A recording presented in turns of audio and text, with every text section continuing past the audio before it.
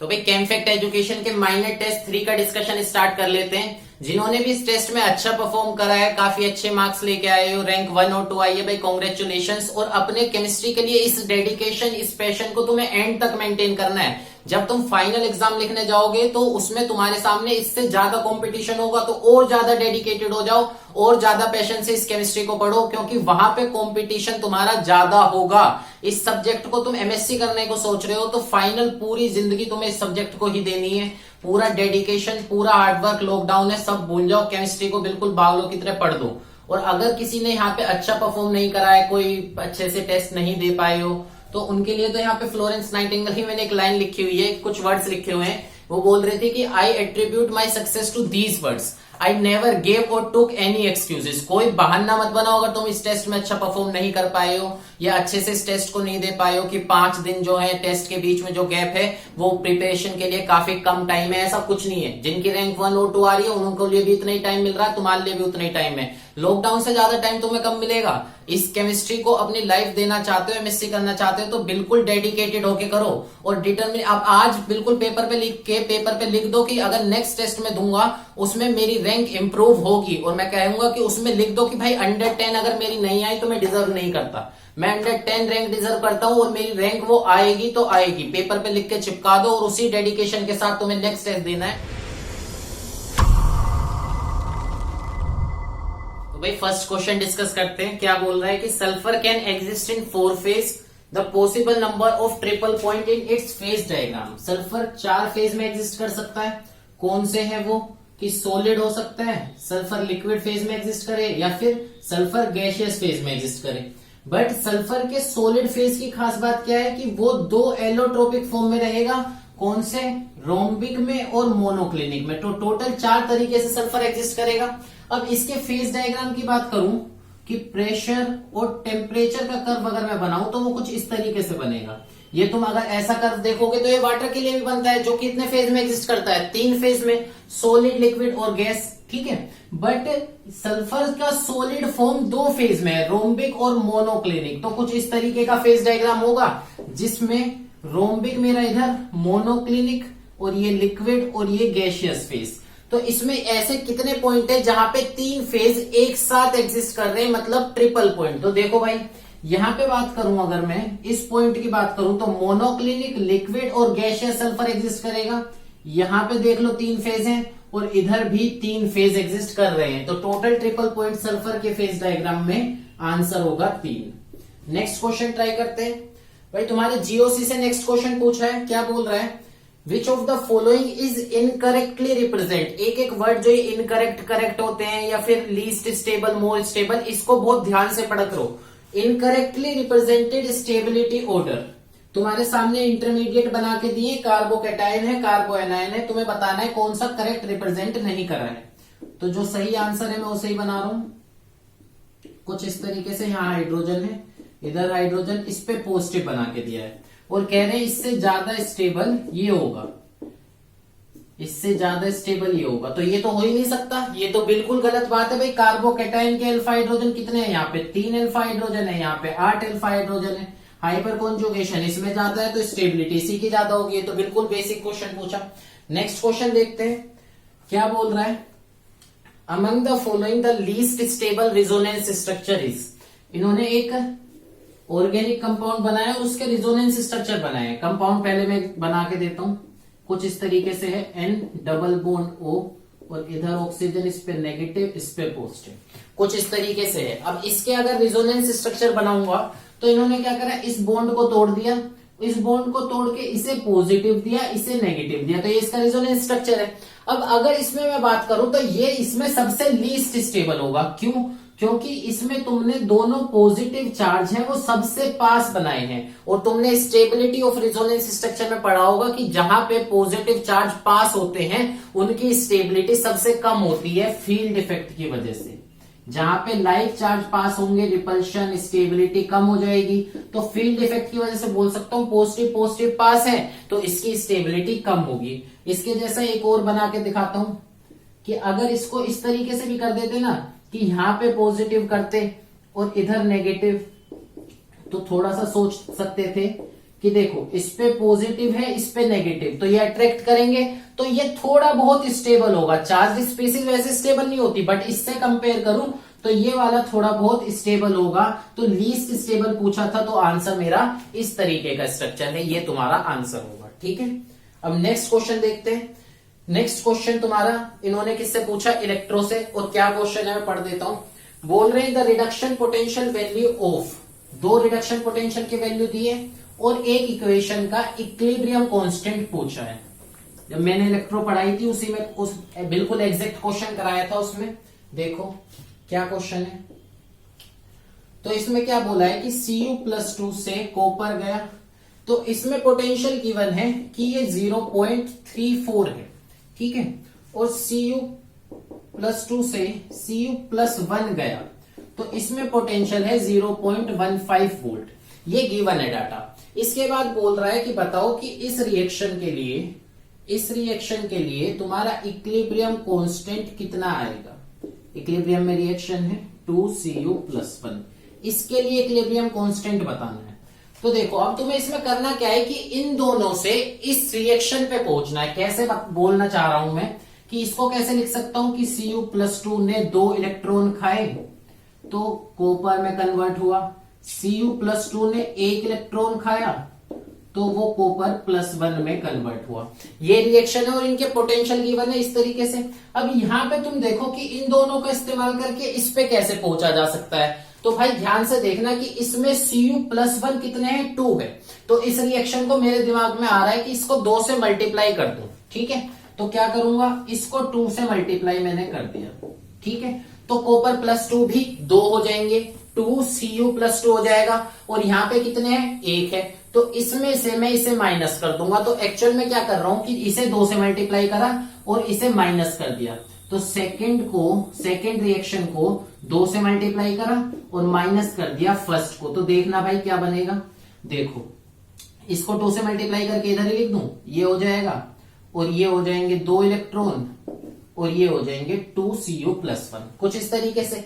अब इसमें से इसे माइनस करना, क्या बचेगा, Cu+2 बचेगा। 2 इलेक्ट्रॉन में से 2 इलेक्ट्रॉन गए 0 और गिविंग क्या है भाई, गिविंग है 2Cu+1 में से 2Cu+1 -Cu, कुछ इस तरीके से। इसको इधर लाके लिख सकता हूं तो फाइनल रिएक्शन मेरी देखो क्या बनेगी, कुछ ये रिएक्शन बन जाएगी जो कि मुझे चाहिए भी थी, यही रिएक्शन मुझे चाहिए। तो मैं कैसे लाया, सेकंड में से फर्स्ट को माइनस कराया। और अगर इतना भी तुम सोच गए थे तो तुम यहां पे गलती ये कर सकते हो कि जब तुमने सेकंड इक्वेशन को मल्टीप्लाई करा इससे 2 से, तो इसके पोटेंशियल को भी मल्टीप्लाई कर दिया होगा। और ये गलती तुम्हें यहाँ पे नहीं करनी थी। जब भी हम किसी रिएक्शन को मल्टीप्लाई करते हैं ना, किसी भी, जैसे यहाँ पे मैंने 2 से मल्टीप्लाई करा, तो उसका पोटेंशियल चेंज नहीं होगा, पोटेंशियल वही रहेगा। Because potential is a intensive property, it is independent of mass, not a extensive property like delta G. तो यहाँ पे हमें क्या करना था कि सिर्फ इक्वेशन को तो बना लिया, बट इसको मल्टीप्लाई मत करना, ये इंटेंसिव प्रॉपर्टी है। तो यहाँ पे फाइनल इस रिएक्शन का पोटेंशियल कितना आएगा, सेकंड में से फर्स्ट को सिंपल माइनस कर दो, 2 से मल्टीप्लाई मत करना। तो यहाँ पे क्या आएगा, -0.19 वोल्ट। अब अगर तुम्हें E0 पता लगा, E0 रिएक्शन अगर तुम्हें पता लगा, तो इक्विलिब्रियम कांस्टेंट निकालना तो कोई बड़ी बात नहीं है। क्या पता है, E = E0 -0.0591 divide bye n। यहाँ पे कितने इलेक्ट्रॉन का चेंज है, 2 का लॉग। और अगर इसे प्रोडक्ट अपॉन रिएक्टेंट, इक्विलिब्रियम पे क्या होगा भाई, इक्विलिब्रियम पे ये 0, तो E0 = 0.0591 2, और ये प्रोडक्ट अपॉन रिएक्टेंट इक्विलिब्रियम पे कांस्टेंट बन जाते हैं, इक्विलिब्रियम कांस्टेंट। ये मुझे कैलकुलेट करना था, तो क्या बना, यहां से लिख सकता हूं 2 × E0। E0 कितना आया, 0.19 ये आया, ठीक है, divide by 0.0591 equals to log Kc,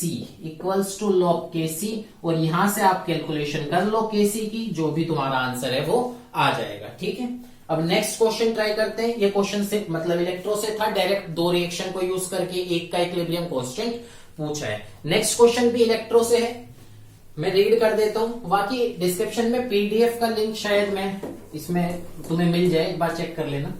तो देखो, if the pressure of H2 gas is increased from 1 atm to 100 atm, ठीक है।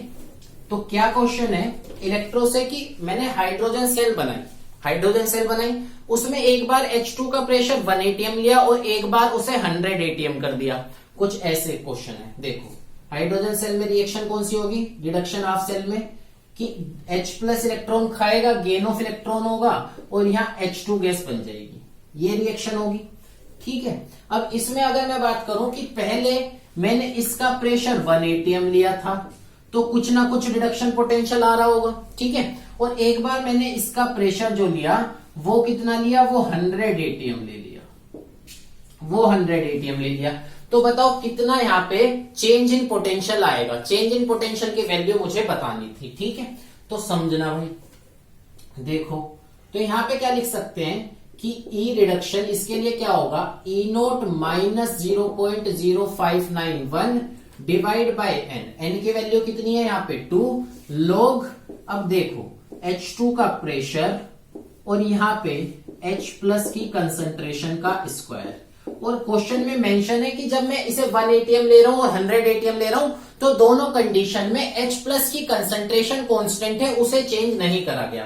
तो देखना कि सेकेंड टाइम ई रिडक्शन, पहली बार मैंने इसका प्रेशर 1 atm लिया तो ये इसका पोटेंशियल आएगा, ई नोट इसमें 0 होता है तो ये लिख सकते हैं। तो यहाँ पे लिखोगे ई रिडक्शन सेकेंड केस में, ई रिडक्शन फर्स्ट केस में, तो ये आएगा 0.0591 डिवाइड बाय 2 log, कितना प्रेशर कर दिया भाई 100, और H प्लस की कंसंट्रेशन तो कांस्टेंट ही है, कुछ इस तरीके से। अब क्या करना है, चेंज इन पोटेंशियल बताना है, तो ई आर फर्स्ट में से ई आर सेकेंड घटा दो, पता लग जाएगा तुम्हें चेंज कितना आया है। E R 1 minus E R 2, पहले कितना रिडक्शन पोटेंशियल था, बाद में कितना हो गया, तो देखो 0.0591 डिवाइड बाय 2, माइनस का है ये, log 1 अपॉन H प्लस का स्क्वायर माइनस, अब ये माइनस में है तो ये प्लस में हो जाएगा, 0.0591 divide bye 2 log 100 H plus का स्क्वायर, कुछ ये इक्वेशन बनेगी। और अगर मैं इसे सोल्व करने जाऊं तो इसमें तुम्हें कुछ कॉमन दिख रहा है, क्या कॉमन है इसमें, 0.0591 डिवाइड बाय 2, ये चीज तो दोनों में है, तो कैसे लिख सकता हूं, क्या कॉमन आएगा, देखो इसे लिखूंगा 0.0591 डिवाइड बाय 2 माइनस में, ये कॉमन आया, इसे लिख सकते हैं log 1 minus 2 log H plus, log को माइनस मतलब डिवाइड में तो माइनस में लिखा जा सकता है, और जो पावर है वो पहले आ गई है। अब इसमें क्या है, अगर मैंने ये माइनस का बाहर लिया है तो इधर माइनस बचेगा, ये ध्यान में रखना, माइनस बचा तो ये आया log 100 minus 2 log H plus, कुछ इस तरीके से बचेगा। और इसको लिखो ढंग से, तो log 1 minus 2 log H plus minus log 100 plus 2 log H plus. और यहां से तुम्हारे लिए एक बढ़िया सी बात हुई है, खुशखबरी है, क्या कि log H प्लस और H प्लस कट जाएंगे, क्योंकि H प्लस की कंसंट्रेशन तो सेम थी, एक पॉजिटिव में एक नेगेटिव में, log 1 की वैल्यू 0 और log 100 की वैल्यू 2, तो यहां से तुम्हारी -2 वैल्यू आएगी, क्या आएगी -2, और बाहर क्या बचा है तुम्हारा -0.0591 divide bye 2 multiplied by -2, cancel, so it should be equals to plus 0.0591 volt. ये तुम्हारा इसका आंसर था कि कितना चेंज आया पोटेंशियल में, दैट इज 0.0591, ठीक है। नेक्स्ट क्वेश्चन ट्राई करते हैं, रीड करता हूं मैं क्या बोल रहा है। कह रहा है विच of the following compound has greater dipole movement. और मेरी बात यहाँ पे ध्यान से सुनो कि अगर ऑर्गेनिक से ऐसा क्वेश्चन आ जाए कि डाइपोल मूवमेंट पूछे, तो फर्स्ट इंस्टेंट पे तुम्हारा दिमाग क्वाशी एरोमेटिसिटी की तरफ जरूर जाना चाहिए। क्वाशी एरोमेटिसिटी की तरफ क्यों, क्योंकि उस टॉपिक से दो ही तरीके के क्वेश्चन बनते हैं, पहला कि ये क्वाशी एरोमेटिक है या नहीं, और दूसरा क्वेश्चन बनता है कि डाइपोल मूवमेंट ज्यादा है या नहीं, या फिर बॉन्ड रोटेशन, तो 3 टाइप के उसमें क्वेश्चन बनते हैं।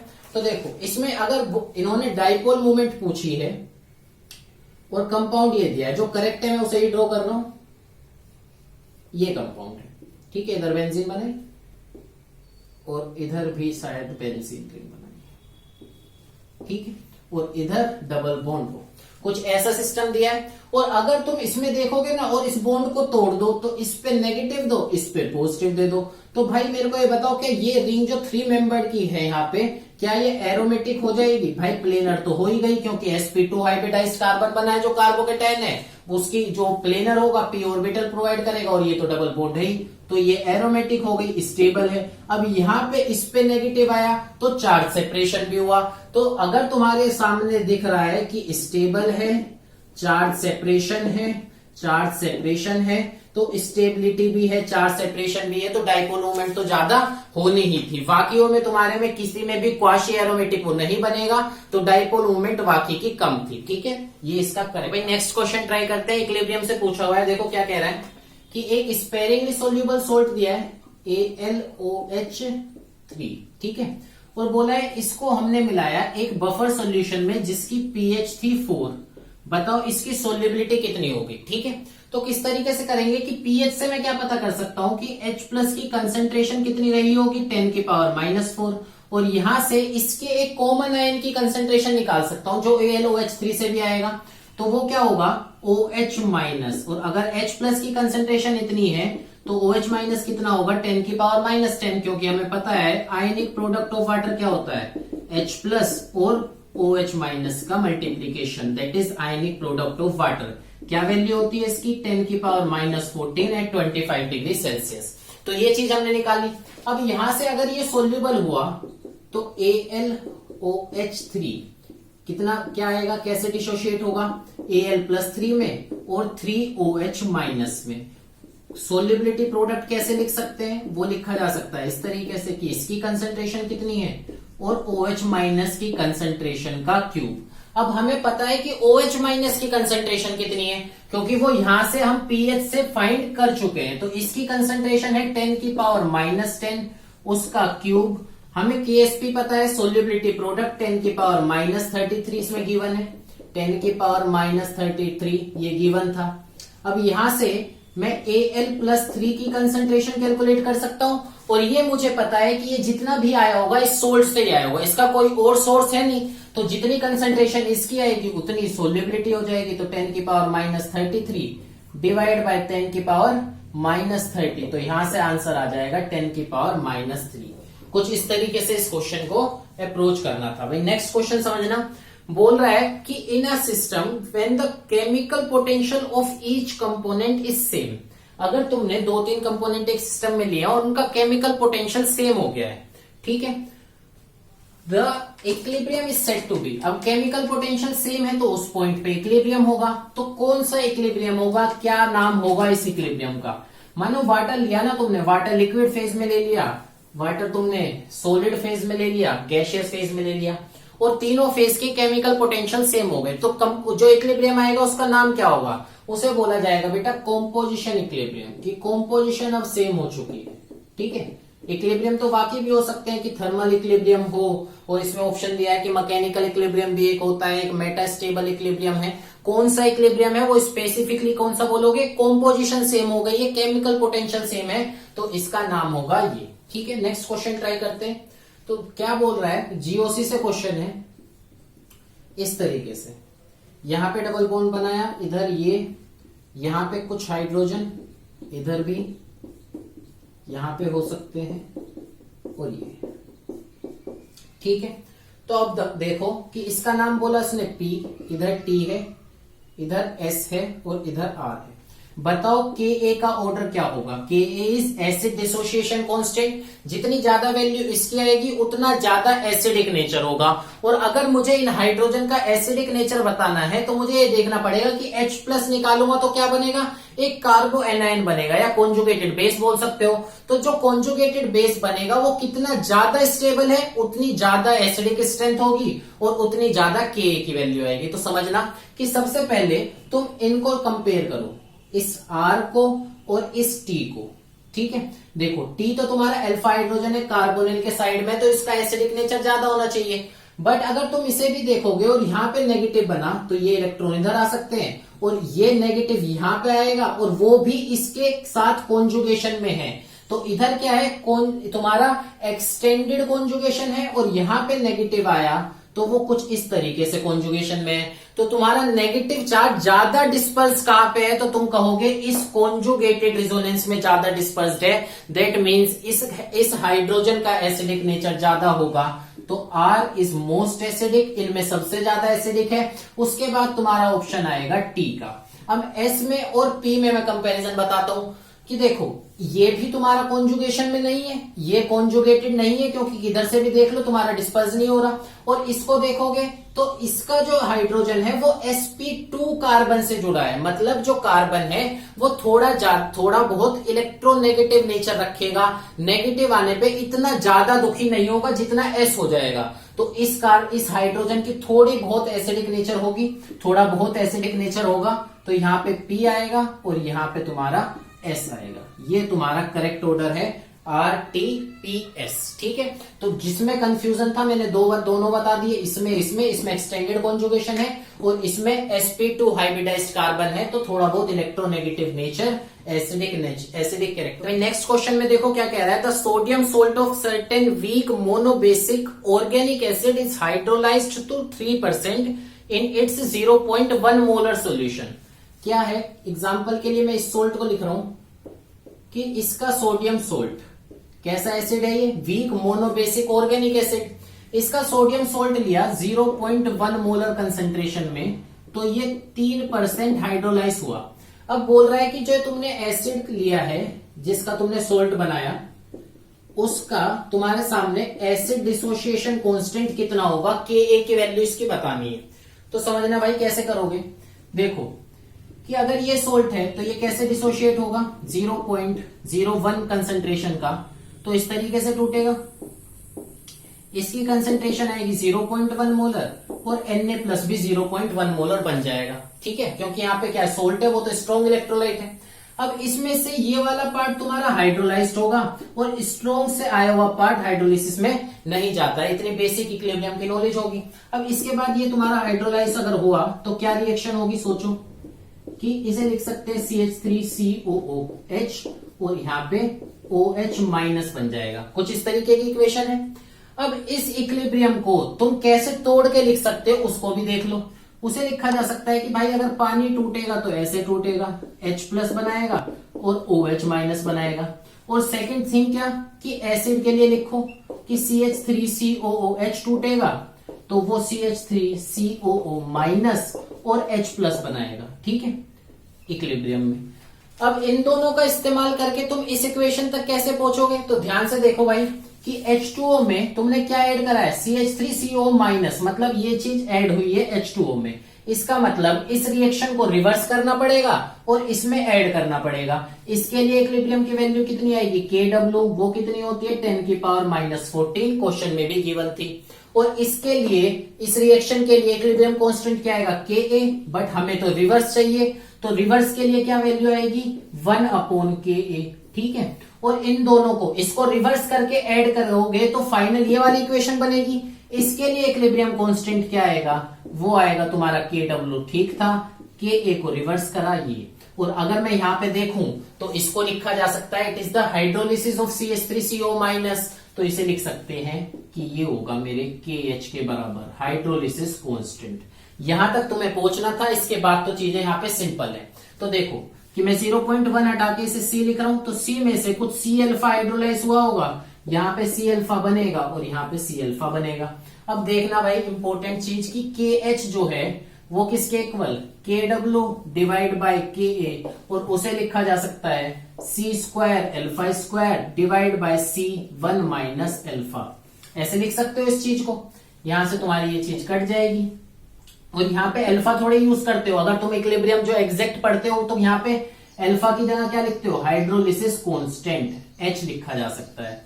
ठीक है, तो H की वैल्यू तुम्हें गिवन है, Kw तुम्हें पता है, कंसंट्रेशन तुम्हें पता है। फाइनली तुम्हें क्या निकालना था, एसिड डिसोसिएशन कांस्टेंट। थोड़ी मैं वैल्यू भी पुट करके बताता हूं, समझो, देखना।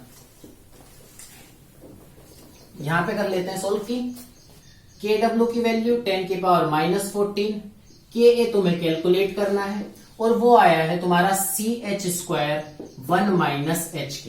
तो यहां से तुम H को नेग्लेक्ट कर सकते हो कि हाइड्रोलिसिस उसका काफी कम हुआ होगा, और आलोक सर ने कंडीशन भी बताई होगी कि कब नेग्लेक्ट करना है कब नेग्लेक्ट नहीं करना। मैं यहाँ पे नेग्लेक्ट कर दूं तो Ka की वैल्यू कितनी आएगी भाई, 10 की पावर -14 डिवाइड बाय यहाँ पे कंसेंट्रेशन 0.1 मोलर गिवन है, इसको इधर ले आया, और हाइड्रोलिसिस कांस्टेंट तुम्हारा 3% है, तो H की वैल्यू 0.03 का square.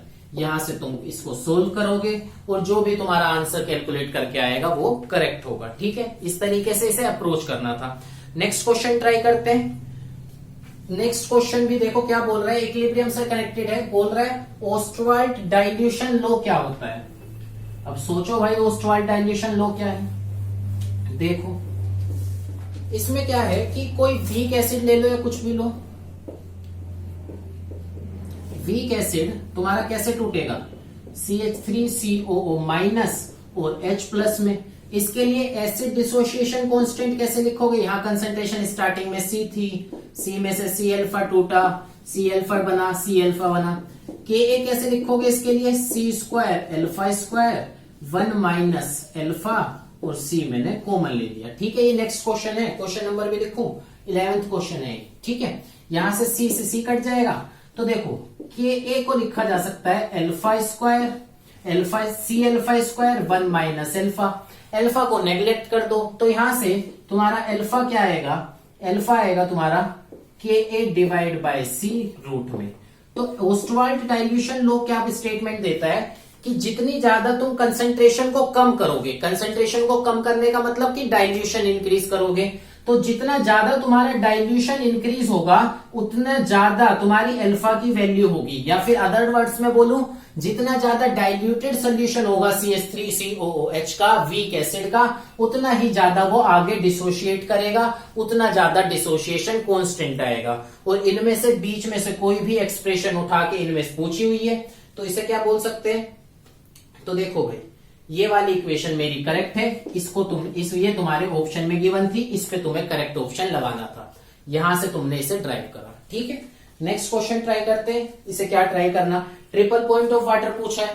Triple point of water क्या होगा, फेज डायग्राम। फेज अगर तुम्हारे इस टेस्ट में था तो तुम पढ़ के तो आए होंगे। फेज डायग्राम कैसे बनता है वाटर का, कुछ इस तरीके से। ठीक है, यहाँ पे ट्रिपल पॉइंट है, इसके कोऑर्डिनेट पूछे हैं सिर्फ कि बताओ यहाँ पे टेम्परेचर कितना है और प्रेशर कितना है। तो टेम्परेचर तो 273.15 केल्विन अराउंड इतना होता है। ठीक है, 16 केल्विन। और अगर प्रेशर की बात करो तो ये कितना होता है इस पे 4.58 टोर। इस ट्रिपल पॉइंट के कोऑर्डिनेट तो तुम याद ही कर लो, अलग अलग यूनिट में भी याद कर लो कि अगर इसको प्रेशर को अलग यूनिट में दे दे, टेम्परेचर को अलग यूनिट में दे दे तो तुम्हें कन्वर्जन आए। ठीक है, ये बात पूछा जा सकता है, इंपॉर्टेंट चीज है कि वाटर का ट्रिपल पॉइंट कितना होता है। नेक्स्ट क्वेश्चन ट्राई करते हैं, इक्विलिब्रियम से, काफी अच्छा क्वेश्चन है, देखना। बोल रहा है परसेंटेज हाइड्रोलिसिस बताओ NaCN की।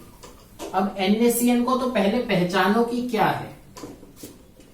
NaCN एक सोल्ट है, ठीक है, और वो भी कैसा सोल्ट है, स्ट्रॉन्ग बेस और वीक एसिड से बना हुआ सोल्ट, जिसका क्वेश्चन अभी हमने करा है। ठीक है, अभी इसके बाद क्या बोल रहा है कि इसकी जो कंसेंट्रेशन है वो 1/80 है, N/80 इन्होंने लिखी हुई है। अब इसके बाद देखो बोल रहा है कि इसकी परसेंटेज हाइड्रोलिसिस बताओ when the dissociation constant of HCN, जिससे ये सोल्ट बना, इस वीक एसिड का डिसोसिएशन कांस्टेंट गिवन है 1.3 इंटू 10 की पावर -9। तो बताओ इसकी परसेंटेज हाइड्रोलिसिस कैसे होगी। तो वही बात अभी हमने देखा कि भाई KH को कैसे लिख सकते हैं, हाइड्रोलिसिस कांस्टेंट को कैसे लिखा जा सकता है, KW divide by KA।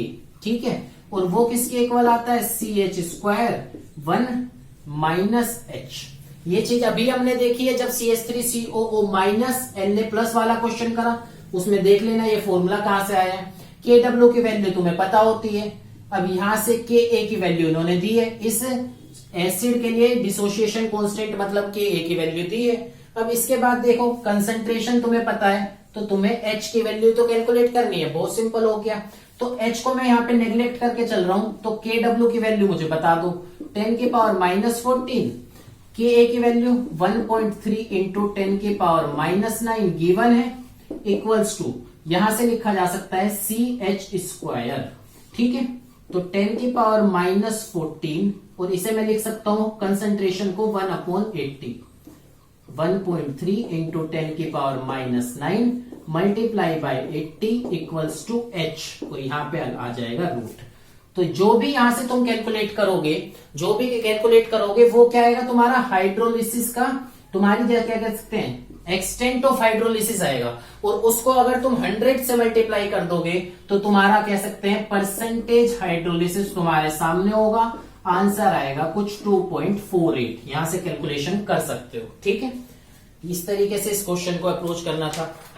Next question देखते हैं भाई, जीओसी से पूछा हुआ है, मेरे हाथ में ये, मैं क्यों ढूंढ रहा हूं इसे, क्या है, एक कंपाउंड बना के दिया है, देखना बहुत अच्छा क्वेश्चन है। अगर जीओसी का कंसेप्ट तुम समझ चुके हो तो यहां पे ऐसे बनाया, इधर नाइट्रोजन,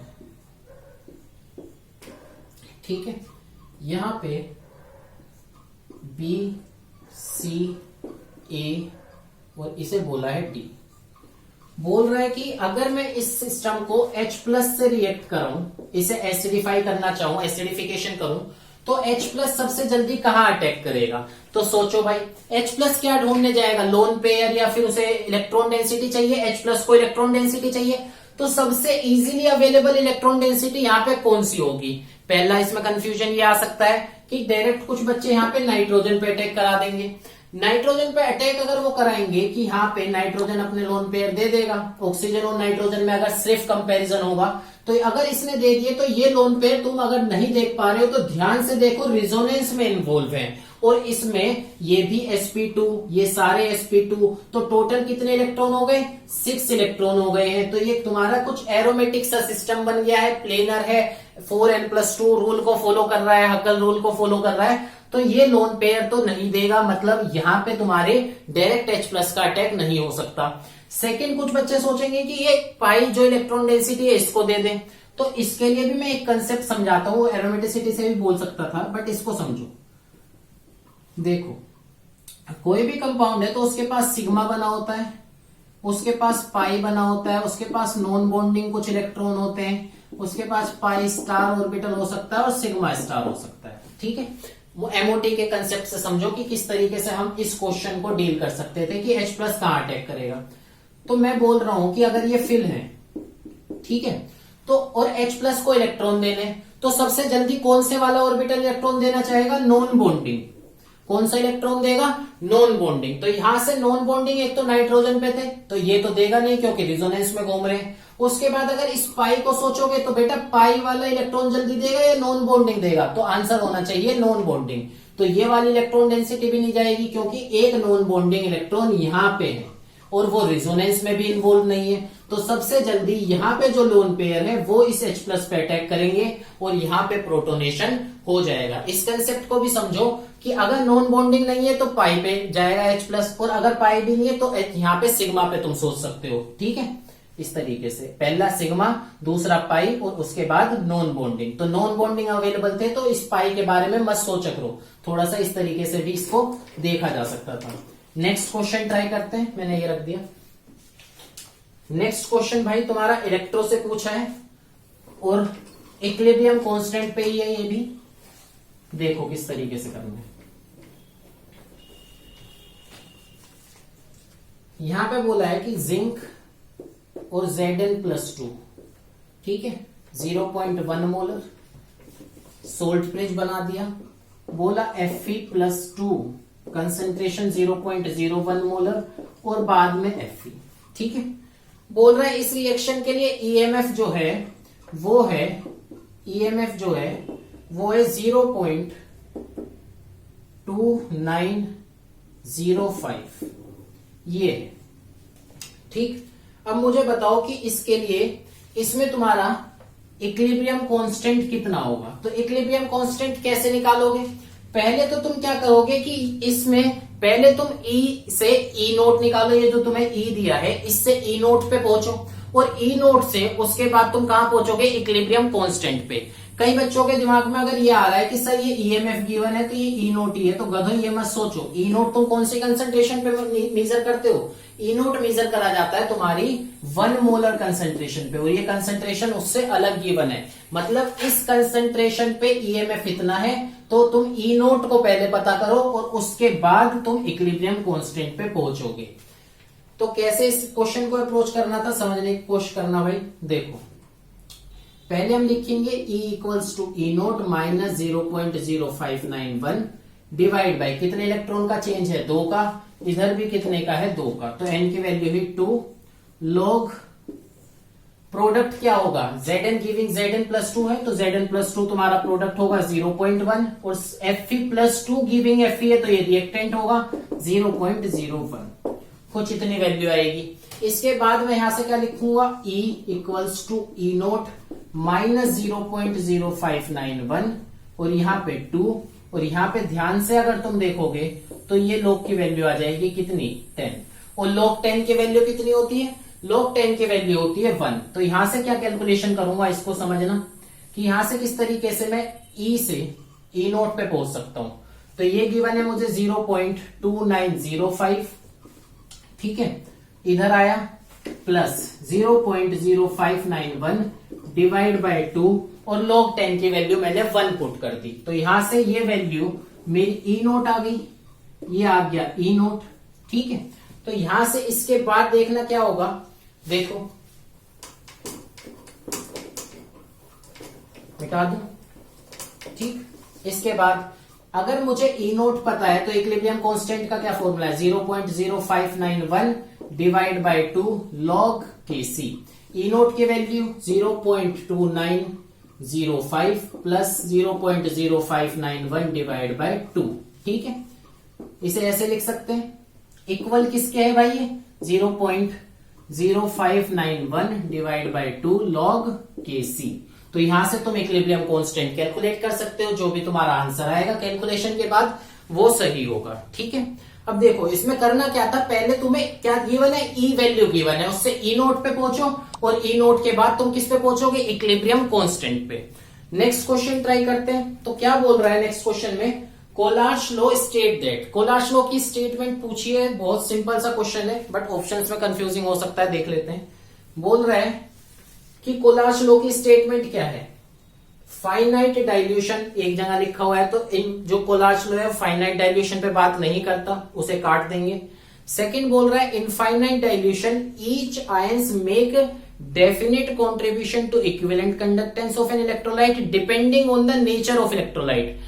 नेचर ऑफ इलेक्ट्रोलाइट पे कोलाश लॉ डिपेंड नहीं करता। कोलाश लॉ क्या बोलता है मैं बता देता हूं। कोलाश लॉ बोलता है कि भाई अगर मैं इनफाइनाइट डाइल्यूशन कर दूं, जैसे NaCl का कंडक्टेंस मुझे पता करना है और इसे इनफाइनाइट डाइल्यूशन पे जाके पता करूं, तो Na प्लस का कुछ कंडक्टेंस आएगा, Cl माइनस का कंडक्टेंस आएगा, और वो ये एक दूसरे के कंडक्टेंस से इंडिपेंडेंट होगा। मतलब ये डिपेंड नहीं करेगा ये किस इलेक्ट्रोलाइट से आया है, ठीक है। तो देखो ये वाला ऑप्शन भी तुम्हारा गलत हो गया। जो सही ऑप्शन है वो मैं पढ़ देता हूं कि इनफाइनाइट डाइल्यूशन पे each ion make definite contribution to equivalent conductance whatever the nature of other ion। ये अपना डेफिनेट कंट्रीब्यूशन देगा, अदर आयन कुछ भी हो उससे तुम्हें कोई मतलब नहीं है। जैसे कि अगर यहाँ पे CH3CO माइनस Na प्लस में लेता और इसको इनफाइनाइट डाइल्यूशन पे ले जाता, ठीक है, कुछ इस तरीके से, तो यहाँ पे जितना Na प्लस कंडक्टेंस प्रोवाइड करेगा उतना ही यहाँ पे करेगा। डेफिनेट वैल्यू होगी, फिक्स वैल्यू होगी, डिपेंड नहीं करेगी कि Na प्लस NaCl से आया है या CH3CO माइनस से आया है। जो स्टार्टिंग में इलेक्ट्रोलाइट है या फिर उस पर डिपेंड नहीं करेगा, या फिर इन्होंने जो बोला है कि साइड में जो मेरा आयन है, जैसे यहाँ Na प्लस के साइड में Cl माइनस है, यहाँ Na प्लस के साइड में CH3CO माइनस है, ये इस बात पे डिपेंड नहीं करेगा। ये डिपेंड करेगा कि इनफाइनाइट डाइल्यूशन है तो मेरा जितना कॉन्ट्रीब्यूशन है मैं हर बार उतना ही शो करूंगा। तो ये तुम्हें करेक्ट आंसर इसमें लगा देना था। नेक्स्ट क्वेश्चन ट्राई करते हैं। ये भी तुम्हारे इलेक्ट्रो से है और इलेक्ट्रो के फेराडे लॉ से। अच्छा क्वेश्चन पूछा है। एक बैटरी एफिशिएंसी एक टर्म है, उसको भी इंक्लूड करा है, समझना। तो क्या बोल रहे हैं कि हमने 245 ग्राम NaClO4 लिया, ठीक है।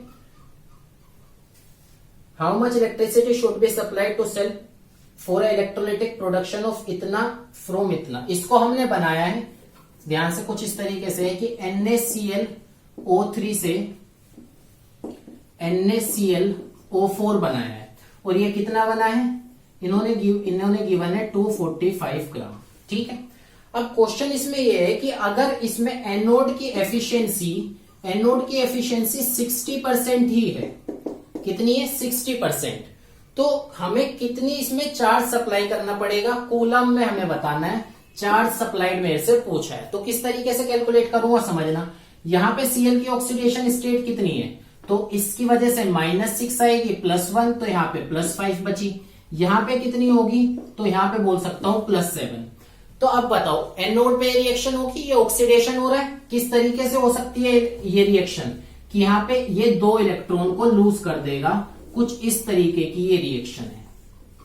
ठीक है, तो अब मैंने जो तुम्हें समझा रखा है कि भाई डायरेक्ट तुम कैसे लिख सकते हो, तुम लिख सकते हो कि 2 इलेक्ट्रॉन या फिर 2 फेराडे चार्ज से मैं 245 ग्राम NaClO4, ये अच्छा ये तो मुझे बनाना है, पहले मोलर मास कैलकुलेट करना पड़ेगा कि 2 फेराडे से मैं कितना NaClO4 बना सकता हूं। तो मोलर मास कैलकुलेट करो, 23, 35.5 और 16 × 4।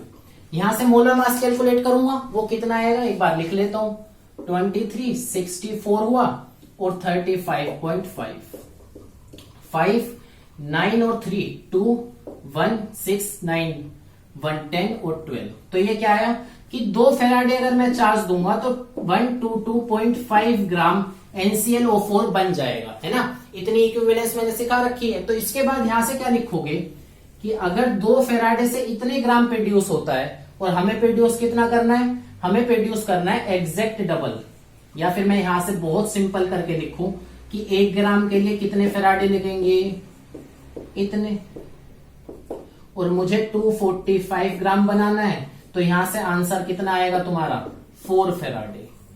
4 फेराडे मेरे को इलेक्ट्रिसिटी उसे देनी पड़ेगी, जब जाके मेरा 245 ग्राम बन जाएगा। और इसे मैं कैसे लिख सकता हूं बेटा, कितने, और हाँ इतने फेराडे इलेक्ट्रिसिटी देनी पड़ेगी। बट इसमें एक इंपॉर्टेंट कंसेप्ट और क्या है कि 60% एफिशिएंट है। अब इसमें सोचने की कोशिश करो, ये इंपॉर्टेंट पॉइंट है कि अगर मुझे टोटल 4 फेराडे इलेक्ट्रिसिटी सप्लाई करनी है और मैं जितनी सप्लाई करता हूं उसके 60% ही जाती है, समझ में आ रहा है, 60% ही जाती है, तो कैसे इसे कैलकुलेट करूंगा कि मेरे को कितनी देनी पड़ेगी। समझो कि मान लो मैंने X इलेक्ट्रिसिटी दी, X अमाउंट ऑफ इलेक्ट्रिसिटी दी, उसके 60% ही गई और हमें चाहिए कितनी, 4 फेराडे। तो मेरे को कितनी सप्लाई करनी पड़ेगी, सिंपल गणित है, मैथ है, निकाल लो। यहां से ये गया तो किस तरीके से निकालूंगा कि X कितना आएगा, 40 डिवाइड बाय 6 फेराडे, इतनी फेराडे में मुझे इलेक्ट्रिसिटी देनी पड़ेगी। और अगर मैं इसे कूलम में कन्वर्ट कर दूं तो ये आंसर आएगा मेरा, ये आएगा 6.43 × 10⁵ कूलम। बहुत अच्छा क्वेश्चन था। देखो किस तरीके से 5 से 7 पे गया 2 इलेक्ट्रॉन, तो 2 फेराडे से मेरी 122.5 ग्राम प्रोड्यूस होता है। मुझे कितना प्रोड्यूस करना है, 245 ग्राम। 4 फेराडे इलेक्ट्रिसिटी देनी पड़ेगी।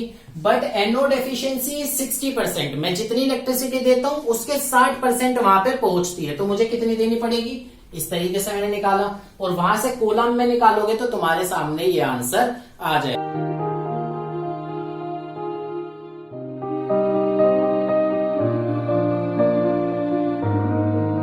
क्वेश्चन ट्राई करते हैं। कह रहा है when lead accumulator is charge it is behaving as a. तुम किसी लेड एक्यूमुलेटर को चार्ज करो तो तुम बाहर से क्या सप्लाई करोगे, इलेक्ट्रिकल एनर्जी, और वो उस इलेक्ट्रिकल एनर्जी को केमिकल एनर्जी के रूप में स्टोर कर लेगा। तो ये कन्वर्जन कौन सी सेल में तुम्हें देखने को मिलता है, इलेक्ट्रोलिटिक सेल में, इलेक्ट्रोलिटिक सेल में। ठीक है, अब देखो जैसे इसने इलेक्ट्रिकल से केमिकल बनाई ना, इस केमिकल एनर्जी को स्टोर कर लेगा ताकि तुम्हें कहीं पे इलेक्ट्रिकल एनर्जी चाहिए तो वो दोबारा से इसे कन्वर्ट कर सके। तो अगर केमिकल से इलेक्ट्रिकल में कन्वर्ट करेगा तो उस टाइम बोला जाता है गैल्वेनिक सेल। ठीक है, तो इस टाइम चार्जिंग पे पूछा था तो electrical to chemical electrolytic cell इसका आंसर होता। बाकी ऑप्शन गैल्वेनिक दे रखा था, वो इस तरीके का कन्वर्जन करता है। डेनियल सेल गैल्वेनिक सेल का एग्जांपल है और नन ऑफ द अबव। तो correct option is electrolytic cell. Next question, hydrogen gas is not liberated when the following metal is added to dilute HCl। अब मैं HCl ले रहा हूं और हमने बचपन से पढ़ा है अगर इसमें मेटल मिला दे, मेटल ऐड कर दे तो H2 गैस बन जाती है और मेटल ऑक्सीडाइज हो जाता है +1 में +2 में जिसमें भी हो जाना चाहे। ठीक है, तो इनमें से कौन सा मेटल ये काम नहीं करेगा? सिल्वर, जिंक और दिया है तुम्हें क्या, मैग्नीशियम और Sn। तो भाई जो सबसे कम रिएक्टिव मेटल होगा वो इससे रिएक्ट नहीं करना चाहेगा और वो ऑक्सीडाइज नहीं होगा। या फिर बोल सकता हूं कि जिसका ऑक्सीडेशन पोटेंशियल नेगेटिव में हो, हाइड्रोजन का तो 0 होता है, जिसका ऑक्सीडेशन पोटेंशियल नेगेटिव में हो वो इस रिएक्शन को नहीं दिखाएगा इलेक्ट्रो पॉइंट ऑफ व्यू से और आंसर होगा तुम्हारा सिल्वर। या फिर तुम बचपन से 10th क्लास में भी पढ़ते हुए आए हो कि सिल्वर क्या है, कम लीस्ट रिएक्टिव मेटल की कैटेगरी में है, तो ये रिएक्शन शो नहीं करेगा। Next question, which carbocation is least likely to form as intermediate. अगर मैं कार्बोकेटाइन की बात करूं तो वो रिएक्शन में इंटरमीडिएट की तरह बनता है। तो बोला है कि इन 4 ऑप्शन में से कौन सा सबसे कम चांसेस है कि बन जाए। तो जो सबसे कम स्टेबल होगा, जिसकी स्टेबिलिटी सबसे कम होगी, तो मैं जो सबसे कम स्टेबल है उसे ही बना देता हूं। इस तरीके से बना के दिया था, यहाँ पे पॉजिटिव, और इसको अगर तुम ऐसे ड्रॉ करोगे ना तो तुम्हें कैसे दिखेगा, कुछ यहाँ पे पॉजिटिव, भाई ब्रिज हेड कार्बन पे पॉजिटिव, ये तो प्लेनर जा ही नहीं सकता। और कार्बोकेटाइन को क्या चाहिए, sp2 हाइब्रिडाइजेशन, तो बहुत ज्यादा स्ट्रेंड होगा और इसका बनना सबसे कम प्रोबेबल है रिएक्शन इंटरमीडिएट की तरह, कार्बोकेटाइन की तरह।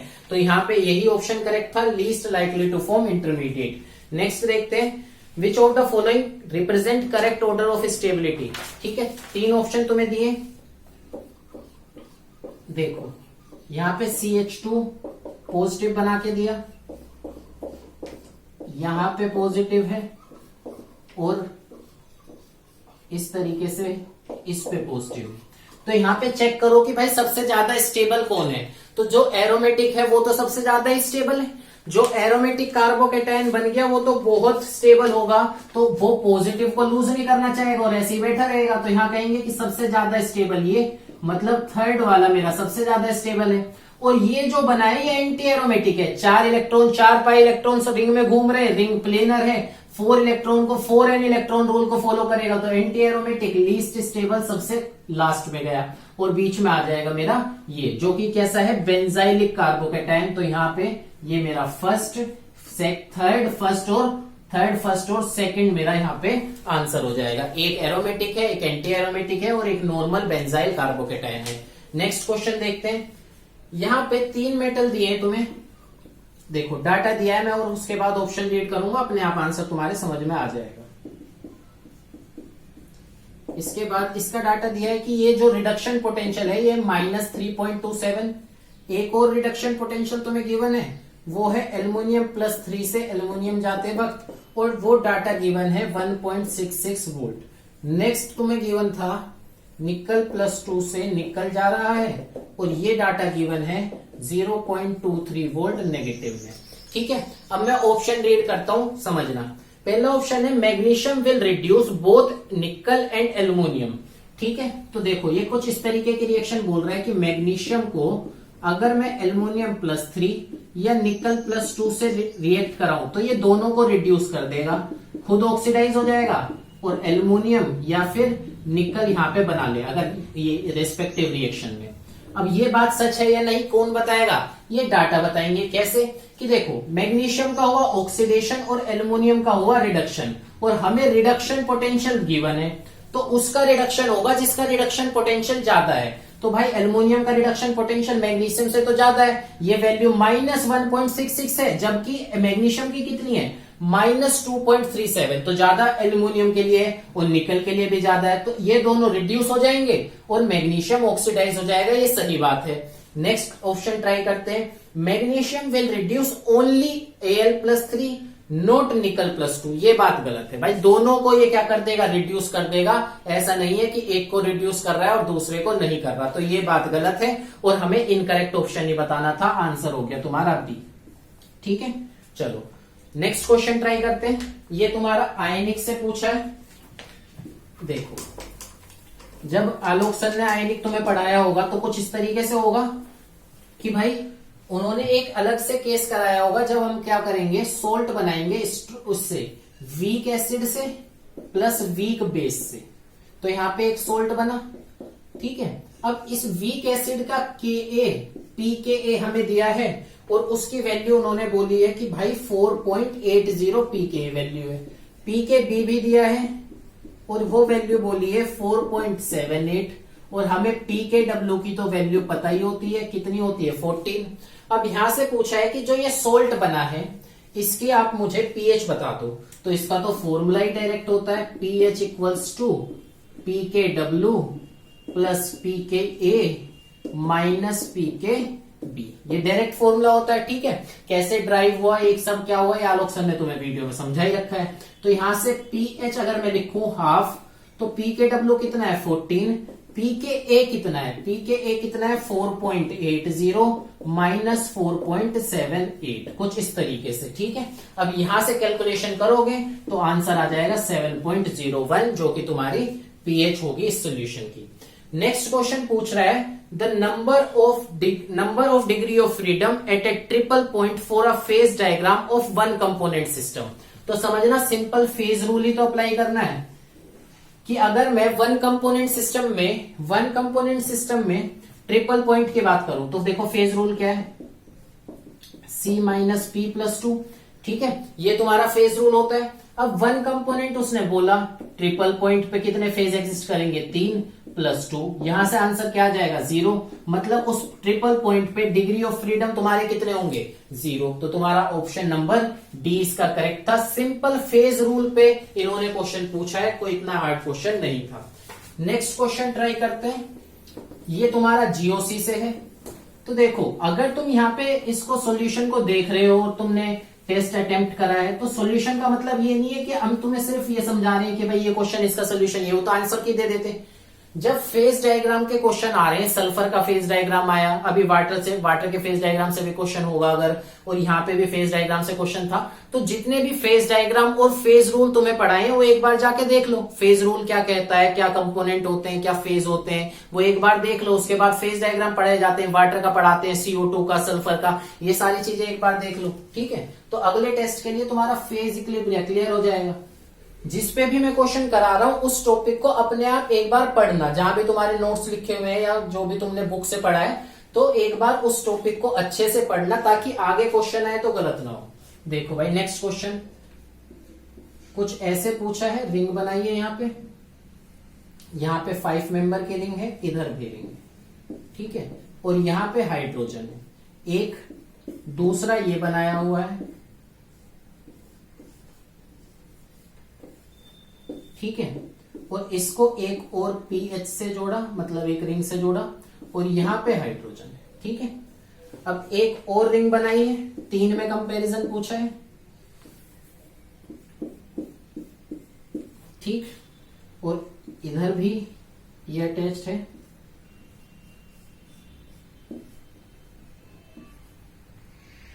यहां पे तुम्हारा CH3 ये,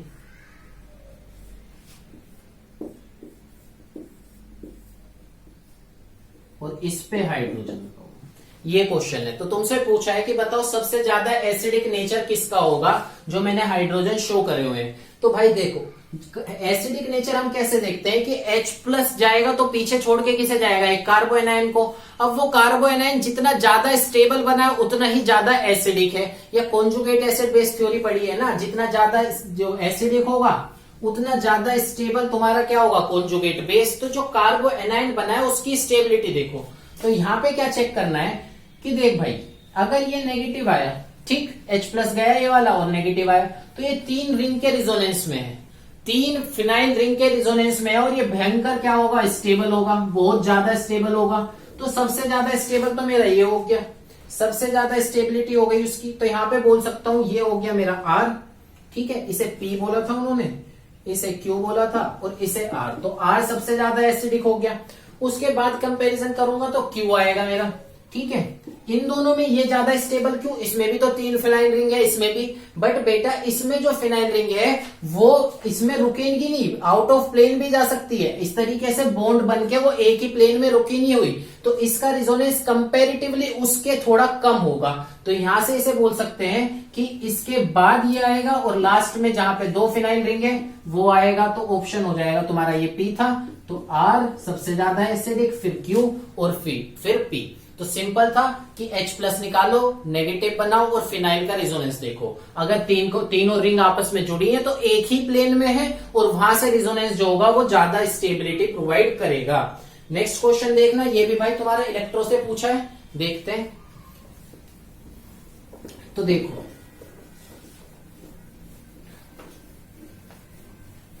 मैं डाटा लिख देता हूं। क्वेश्चन नंबर 27, इसमें क्या बोल रहा है, इसमें इसने बोला कि Hg2Cl2 प्लस H2 ये रिएक्शन देगा 2Hg प्लस 2HCl, ये रिएक्शन है।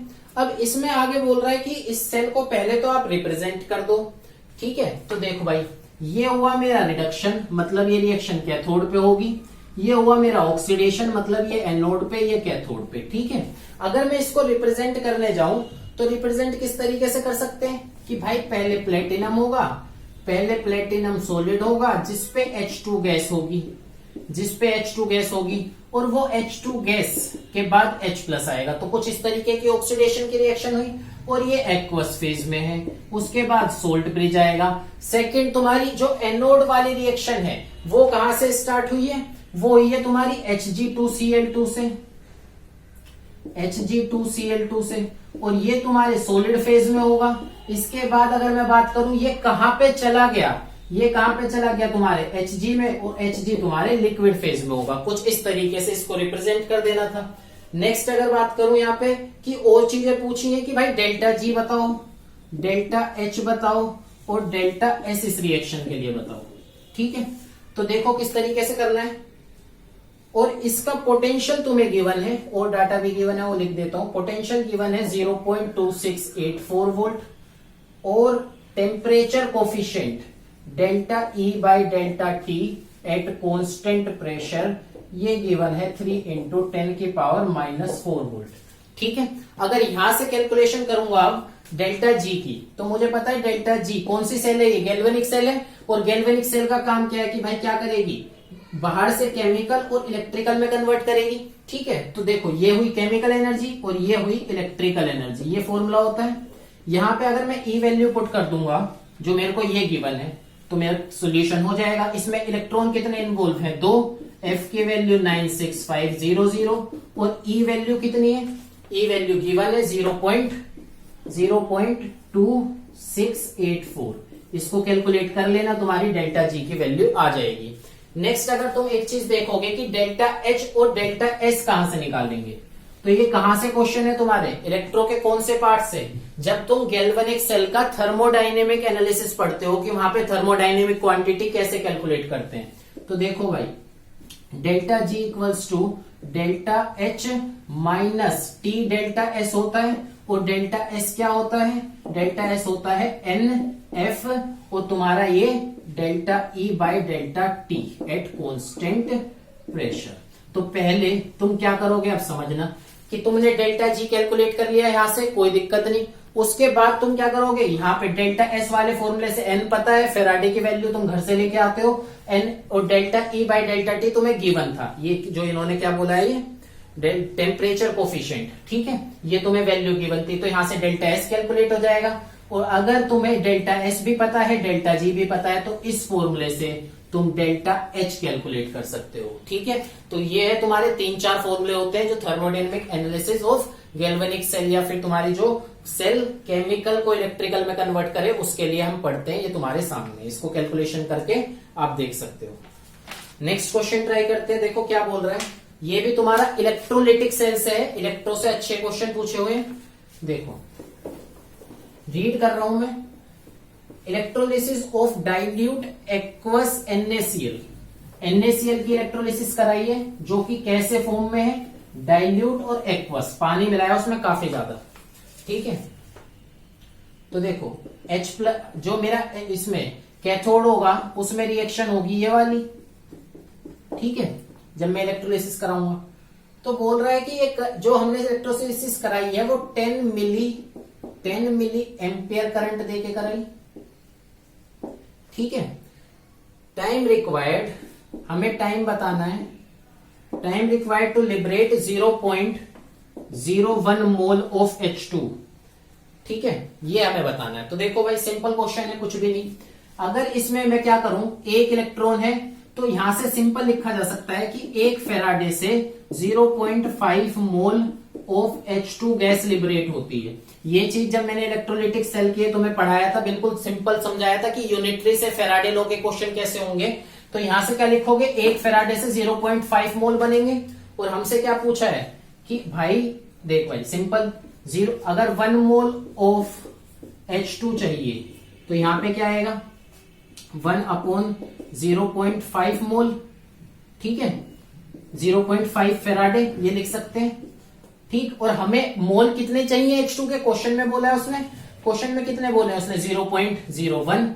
तो सिंपल यहां से देखो क्या आएगा कि 0.01 मोल अगर मुझे चाहिए तो यहां से लिख सकता हूं 0.01 मल्टीप्लाइड बाय 1/0.5 फेराडे, इतना चार्ज मुझे चाहिएगा। और यहां से तुम चार्ज कैलकुलेट कर लोगे तो तुम्हें पता है Q इक्वल्स टू IT, ये तुम्हारी कैलकुलेशन होती है। तो यहां से टाइम निकाल लोगे, I की वैल्यू तुम्हें दी है, देखो यहां से चार्ज निकाला, Q पता है और उसके बाद मुझे I पता है, और यहां से मैं क्या कैलकुलेट कर लूंगा कि मेरा कितना टाइम लगेगा इस रिएक्शन को होने में। और ध्यान से समझना कि जो I की वैल्यू रखोगे वो कैसे रखोगे, वो एम्पियर में रखना, यहाँ पे मिली एम्पियर में दी है, ठीक है। तो ढंग से इसकी कैलकुलेशन कर सकते हो। नेक्स्ट क्वेश्चन देखो भाई, बोल रहा है फेज डायग्राम बना के दिया है 1 कंपोनेंट सिस्टम का, ठीक है। फेज डायग्राम अगर 1 कंपोनेंट सिस्टम का बनाऊंगा तो कुछ इस तरीके से वाटर का जैसे बनता है, कुछ ऐसा बनेगा, ठीक है। यहां पे बोल रहा है A, B, C और D, ठीक, इधर प्रेशर है इधर टेम्परेचर है। बोल रहे what are the number of degree of freedom at point B, यहां पे कितने डिग्री ऑफ फ्रीडम होंगे, ठीक। X पॉइंट पे कितने होंगे, X इधर बनाया हुआ है, और Y पॉइंट पे कितने होंगे ये बताना है, ठीक है। सिंपल दोबारा फेज डायग्राम, फेज इक्विलिब्रिया के फेज रूल से तुमसे क्वेश्चन पूछा है, क्या होता है degree of freedom C minus P plus 2, simple ये फॉर्मूला होता है। तो देखो भाई ट्रिपल पॉइंट पे तुम्हारे कितने फेज इक्विलिब्रियम पे हैं, देखो कंपोनेंट तो फिक्स हो गया 1, और अगर मैं पॉइंट B की बात करता हूं यहाँ पे, ठीक है, 1 कंपोनेंट कितने फेज है 3 और प्लस 2, तो आंसर कितना आ जाएगा 0। तो इस पॉइंट पे कितने तुम्हारे हो गए degree of freedom 0। Next point की बात करूं मैं, किसकी, Y पॉइंट की बात कर लेता हूं, तो C minus P plus 2 component 1 है। इस Y पॉइंट पे कितने फेज इक्विलिब्रियम पे होते हैं, यहाँ पे ये फेज होगा इधर वाला फेज होगा, मतलब 2 फेज इक्विलिब्रियम पे है। तो यहां से तुम्हारे डिग्री ऑफ फ्रीडम Y के लिए आएंगे 1, ठीक है, यहां पे आ गया ये 1। और अगर मैं अब X की बात कर लूं तो X के लिए समझना कंपोनेंट 1 है, फेज कितना है यहाँ पे 1 और तुम्हारा प्लस 2, तो यहां से कितने डिग्री ऑफ फ्रीडम आ जाएंगे 2। तो इस तरीके से सिंपल फेज रूल लगाना था, और ये पता होना चाहिए कि इस फेज डायग्राम में कहां पे कितने तुम्हारे, मतलब इस फेज डायग्राम में कितने फेज कौन से पॉइंट पे एग्जिस्ट करते हैं। यहाँ पे 3 फेज आपस में इक्विलिब्रियम में, Y पॉइंट पे 2 थे और X पे एक ही फेज है, ठीक है। नेक्स्ट क्वेश्चन देखो भाई, इसमें बोल रहा है द सोल्युबिलिटी प्रोडक्ट, ठीक है, इसमें बोल रहा है solubility product of this is this, maximum concentration of BaNO3 possible without precipitation. देख भाई BaCrO4 ये एक सोल्ट दिया है, ठीक है, सोल्युबिलिटी प्रोडक्ट दिया है KSP, बोल रहा है ये है 2.4 इंटू 10 की पावर -10 m², ठीक है, KSP दिया है। बोल रहे मैक्सिमम कंसेंट्रेशन ऑफ BaNO3 2 है ना, एक इसकी कंसेंट्रेशन तुमसे पूछी है, पॉसिबल विदाउट प्रेसिपिटेशन इन इतने मोलर K2Cr2 O4 सोल्यूशन। तो देखो मैं क्वेश्चन तुम्हें समझा देता हूं। ये सोल्ट है, इसकी सोल्युबिलिटी प्रोडक्ट है, इसका सोल्युबिलिटी प्रोडक्ट हमें दिया है, ठीक है। अब क्या कर रहा हूं मैं, BaNO3 को लेके गया और मैंने इसमें उसे मिलाना शुरू करा, ठीक है। K2Cr2O4 में मैंने उसे डिसोल्व करना शुरू करा। तो अब मुझे बताओ कि ये मैक्सिमम कितना सोल्यूबल हो सकता है। तो समझना भाई, देखो कि अगर तुम इसे इसमें डाल दोगे तो वहां से एक सोल्ट बनने की संभावनाएं हैं, जो कि क्या है, K2Cr2O4 ये सोल्ट बनेगा, जिसका तुमने सोल्युबिलिटी प्रोडक्ट पहले से ही पता है। इसको तुम इसमें मिक्स कर रहे हो तो ये सोल्ट बन सकता है। अब बताना है कि ये कितना इसमें कंसेंट्रेशन तुम मिला सकते हो मैक्सिमम, ताकि प्रेसिपिटेशन ना हो, ये सोल्ट प्रेसिपिटेट ना हो जाए। तो सिंपल समझ लो, इतना कुछ है ही नहीं इसमें, कि अगर ये सोल्ट बना तो वो डिसोशिएट हुआ, थोड़ा बहुत डिसोशिएट होगा। कैसे होगा, देखो Ba+2 और इसे Cr2O4 2- ये लिखा जा सकता है। अब ये क्या है कि कुछ S बनेगा, कुछ S बनेगा, ठीक। और इसकी KSP वैल्यू कितनी है, इसकी KSP वैल्यू तुम्हें गिवन है 2.4 इंटू 10⁻⁻10, ठीक। यहां से ये बात बताओ कि इससे, ये तो स्ट्रॉन्ग इलेक्ट्रोलाइट है, तो Cr2O4 की कंसेंट्रेशन कितनी आएगी, इससे कंसेंट्रेशन आएगी 6 इंटू 10⁻⁻⁻